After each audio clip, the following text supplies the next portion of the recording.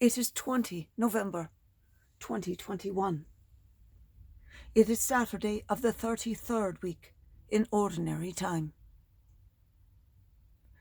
I ask you all today to pray for all of your dearly departed and for the dearly departed of all others within your family and those of your family and friends. November is the month of remembrance of all of the dead.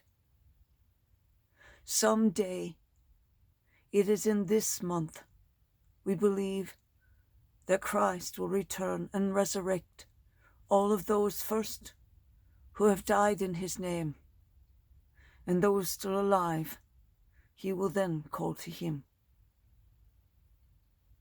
Pray for those who have died in his name. And I ask that you include in those names Rudy van Pers.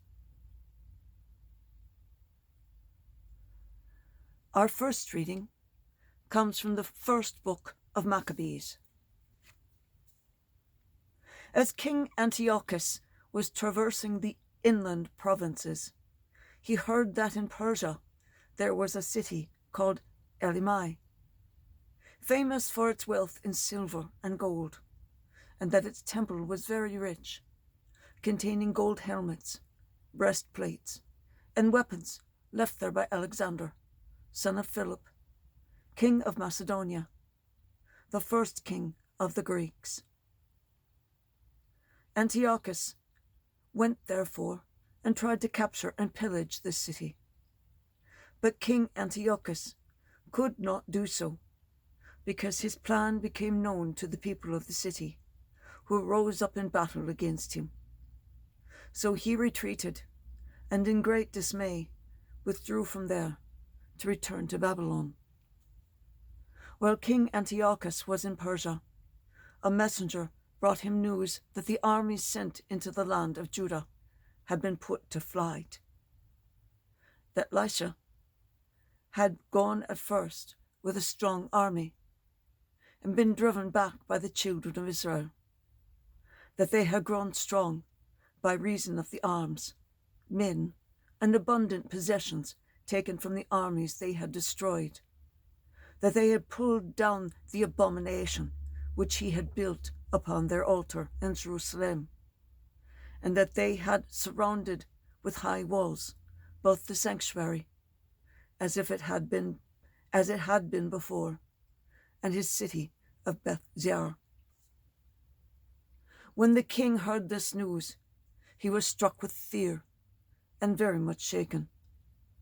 Sick with grief because his designs had failed, he took to his bed. There he remained many days, overwhelmed with sorrow, for he knew he was going to die. So he called in all of his friends and said to them, "Sleep has departed from my eyes, for my heart is sinking with anxiety.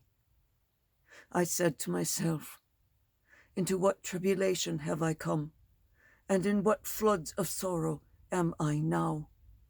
Yet I was kindly and beloved in my rule, but I now recall the evils I did in Jerusalem, when I carried away all the vessels of gold and silver that were in it, and for no cause gave orders that the inhabitants of Judah be destroyed. I know that this is why these evils have overtaken me, and now I am dying in bitter grief in a foreign land." The word of the Lord. Thanks be to God.